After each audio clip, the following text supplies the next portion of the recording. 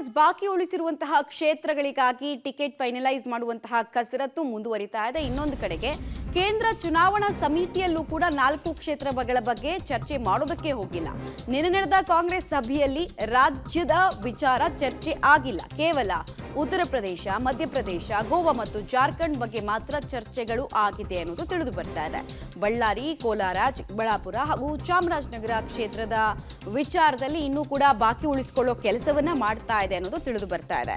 ಪ್ರಮುಖವಾಗಿ ಬಳ್ಳಾರಿಯಲ್ಲೂ ಕೂಡ ಟಿಕೆಟ್ ಯಾರಿಗೆ ಕೊಡಬೇಕು ಅನ್ನುವಂತಹ ಗೊಂದಲದಿಂದ ಆಚೆ ಬರೋದಕ್ಕೆ ಸಾಧ್ಯ ಆಗಿಲ್ಲ ಕಾಂಗ್ರೆಸ್ ನಾಯಕರುಗಳಿಗೆ. ಕೋಲಾರ ಕ್ಷೇತ್ರ ನಿನ್ನೆ ಇಡೀ ದಿನ ಹೈಡ್ರಾಮಾಕ್ಕೆ ಕಾರಣ ಆದಂತಹ, ಭಾರಿ ಪೊಲಿಟಿಕಲ್ ಹೈಡ್ರಾಮಾಕ್ಕೆ ಕಾರಣ ಆದಂತಹ ಕ್ಷೇತ್ರ.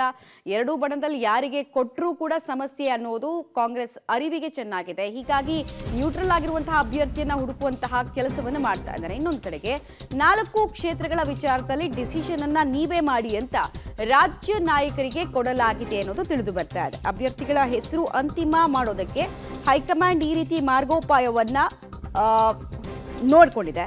ಮನವೊಲಿಕೆ ಮಾಡಿ ಅಭ್ಯರ್ಥಿಗಳ ಅಂತಿಮ ಮಾಡೋದಕ್ಕೆ, ಫೈನಲೈಸ್ ಮಾಡೋದಕ್ಕೆ ನಿರ್ದೇಶನವನ್ನು ಕೊಡಲಾಗಿದೆ.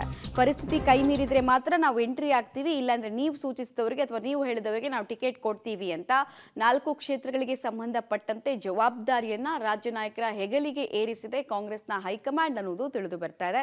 ಬಿಕಾಸ್ ಅಲ್ಲಿ ಸರ್ವೆಗಳ ರಿಪೋರ್ಟ್ ಒಂದು ಹೇಳ್ತಾ ಇದೆ, ನಾಯಕರ ಲಾಬಿ ಇನ್ನೊಂದು ಆಗ್ತಾ ಇದೆ. ಆಮೇಲೆ ಬಿಜೆಪಿ ಮತ್ತು ಕಾಂಗ್ರೆಸ್ನ ಡಿಫರೆನ್ಸ್ ನೋಡಿ, 6 ಕ್ಷೇತ್ರಗಳಲ್ಲಿ ಬಿಜೆಪಿಯಲ್ಲಿ ಸಮಸ್ಯೆ ಇದೆ, ಆದ್ರೆ ಕಾಂಗ್ರೆಸ್ನ 1 ಕ್ಷೇತ್ರದ ಸಮಸ್ಯೆ ಈಕ್ವಲ್ಸ್ ಟು 6 ಕ್ಷೇತ್ರ ಅನ್ನೋ ಪರಿಸ್ಥಿತಿ. ಹೀಗಾಗಿ ಡಿಸೈಡ್ ಮಾಡಕ್ ಆಗ್ತಾ ಇಲ್ಲ ಅವರಿಗೆ.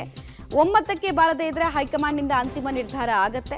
ಯತ್ನ ವಿಫಲ ಆದ್ರೆ ಸೋನಿಯಾ ಗಾಂಧಿ ಜೊತೆಗೆ ಚರ್ಚೆಯನ್ನ ಮಲ್ಲಿಕಾರ್ಜುನ್ ಖರ್ಗೆ ಅವರು ಮಾಡ್ತಾರೆ ಅನ್ನೋದು ತಿಳಿದು ಬರ್ತಾ ಇದೆ. ಸೊ 4 ಕ್ಷೇತ್ರಗಳಿಗೆ ಸಂಬಂಧಪಟ್ಟಂತೆ ಹೈಕಮಾಂಡ್ ಈ ರೀತಿ ಪ್ಲಾನ್ ಎ, ಪ್ಲಾನ್ ಬಿ ಯನ್ನ ಹಾಕಿ ಕೊಟ್ಟಿದೆ ಅನ್ನೋದು ತಿಳಿದು ಬರ್ತಾ ಇದೆ.